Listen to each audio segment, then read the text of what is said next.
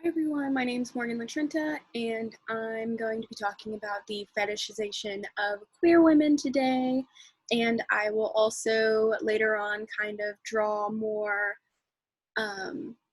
emphasis towards the issue of race revolving around this topic, as that's what this event is about. And I will also be sharing my screen at certain moments to show a pamphlet that I had made to go along with this, and I will also be sending these resources to where they should be able to be accessible by all of you for your own use.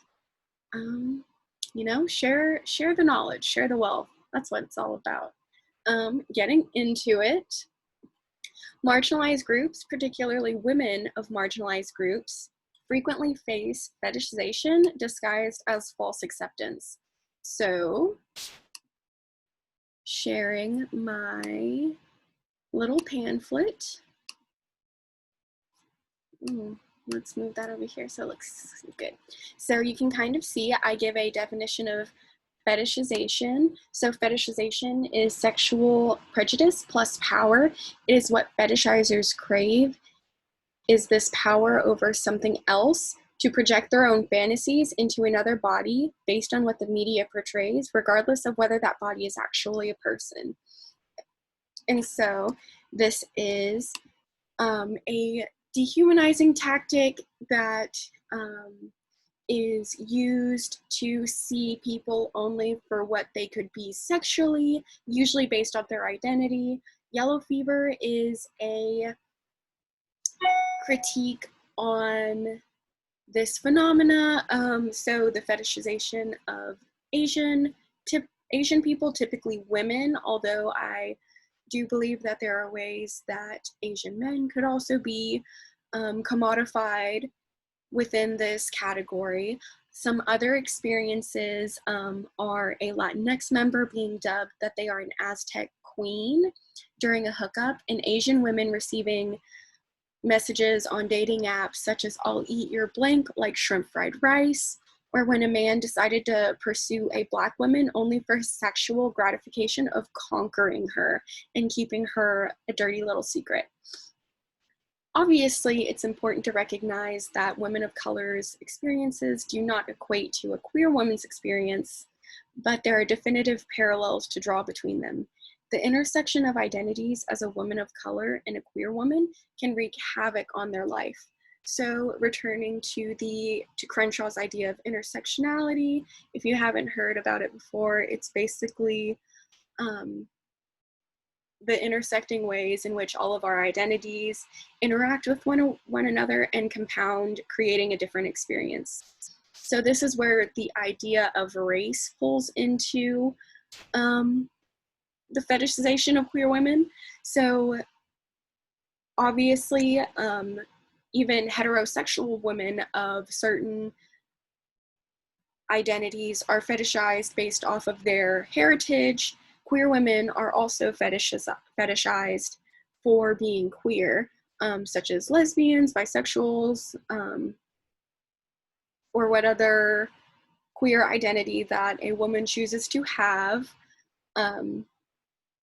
There are ways in which queer women of color also kind of have to navigate experiences differently as a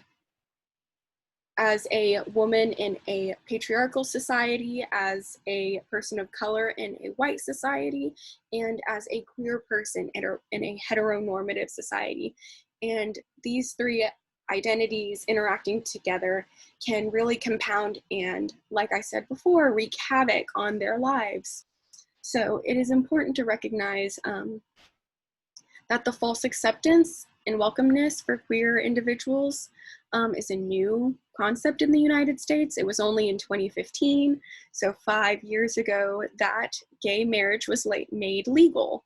Before that, it was not a legal right for gay people to get married, and it was only this past March of 2020 that the Supreme Court ruled that queer identities could not they could not be discriminated against at work. So before this past March, if your employer found out that you were any type of queer identity, from gay to bisexual to transgendered, they could legally fire you and be within their right to do so.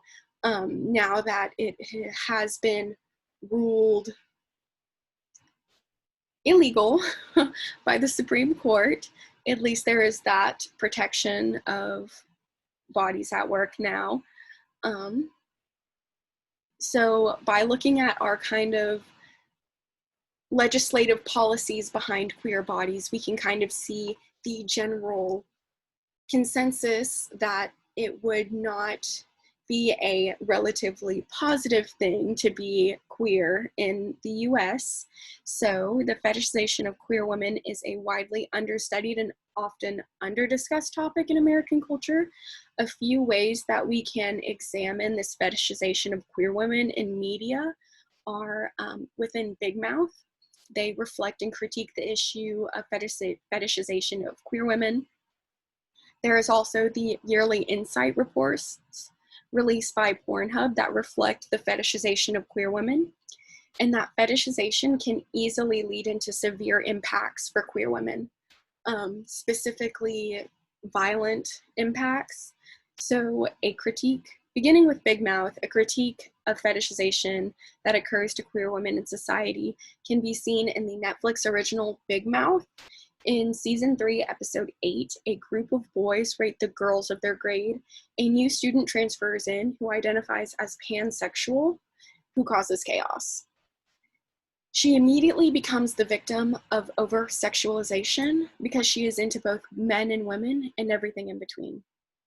She is ranked number 1 across the board of the guys' lists, with one of them insinuating that she got the spot for the possibility of the guys being able to have sex with 2 girls. While this was most likely an intentional tactic in Big Mouth, not all media that portrays this perspective is necessarily drawing a critique towards it. Some media may end up portraying and encouraging this type of perspective on queer women, in that you should want to date and be with a queer woman because she would be more open into having multiple relations between you and another woman. So, moving on and going back to the little pamphlet, you can see here, we're going to be discussing the popular searches for the United States by year, and this is, I'm sorry, it's kind of ugly and graphical looking. I made it myself, but it's basically the top 3 search terms on Pornhub for each year. So as you can see, there were only 2 years. So in 2015 and 2016, that lesbian was not the top searched term. Identities are kind of taking on this fetishization of what they are as an identity. And the fact that lesbian is the top search term from 2014, 2017 to 2019, I think is very telling on the way that society views queer women in particular, and are meant to be seen not at work, but only when they are willing and able to let their bodies be consumed for sexual gratification of viewers. So, this fetishization of queer women leads to various negative impacts. One of the most extreme impacts is the harassment and violence experienced by queer women, typically produced from the fetishization. So, society teaches men to feel anger at displays of queer femme affection, as they believe they have been denied something that men are inherently owed, the love and attention of a woman. Ironically, many of these same straight men also fantasize about queer women, seen in the Pornhub top 3 results, but only in the context of 2 women's physical love being a performance to gain the affections of men specifically. So breaking that down a little bit more, it basically means that queer women are only allowed to be queer as long as somewhere a man is able to find some sort of gratification within that relationship. And if not, it is unacceptable and warrants violence. So one instance was a lesbian couple who got beat up on the train after refusing to take part in the torment of lewd comments demanding that they kissed and describing sexual positions before being physically assaulted. And that's the photo of the left of the girls being punched in the faces for refusing to allow this fetishization of their identities for other people on public transportation. Another instance was a woman's spine who was fractured for briefly kissing on the subway in New York City. And she was so traumatized after the event that she didn't no longer feel safe nor comfortable riding public transportation in her city, which I think is very telling because her spine was fully fractured. And again, in Mesquite, a woman was harassed and then beaten for confronting a father about his son's bullying, receiving comments such as, "If you think you're a man, I'm going to treat you like a man."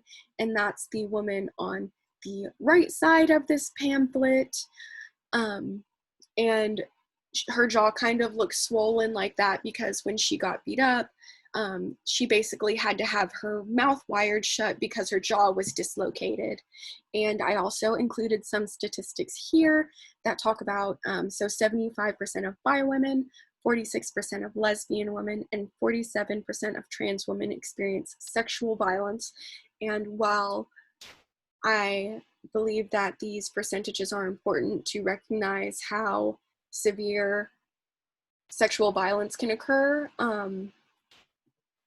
in relation to fetishization, it is also important to recognize that these statistics may be even underreported of people who don't feel comfortable reporting it in general.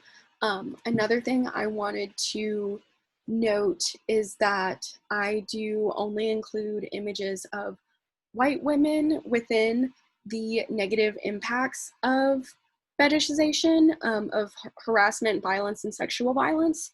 And the reason I chose to do that is because of the extremities, as we mentioned earlier, going back to intersectionality and the compounding identities. Queer women of color who got targeted for harassment and violence experienced, from my research of what I was doing looking up via photos, their physical outcomes of that violence against them was so extreme to the point where looking at it is extremely graphic and hard to look at. And I don't think that we, as academics and as humans, don't need to see such extreme forms of violence in order to feel empathy for queer women of color who, like I mentioned earlier, the woman's spine who was fractured, there were not even any photos of her online because she was so proactive in hiding her identity publicly and not letting the event get too blown up. But the level of violence that is taken against specifically queer women of color becomes to the point where it is just almost torturous. And I don't think that sharing that imagery with you all would be an overall positive choice to make on my end. And so overall, I hope that this kind of taught everyone in one way or another, the various ways that women of color are fetishized against in their own form of oppression, as well as queer women, and to take particular notice of queer women of color who, because of their identities, have to go through completely different hardships in their lives. And thank you for listening to this. I hope it didn't get too sad at the end. And like I mentioned earlier, I will be sending the information that I showed on the screen, along with some extra resources, to the event coordinator, so that everyone who watches this will have access to all the documentation and research I compiled. All right, bye.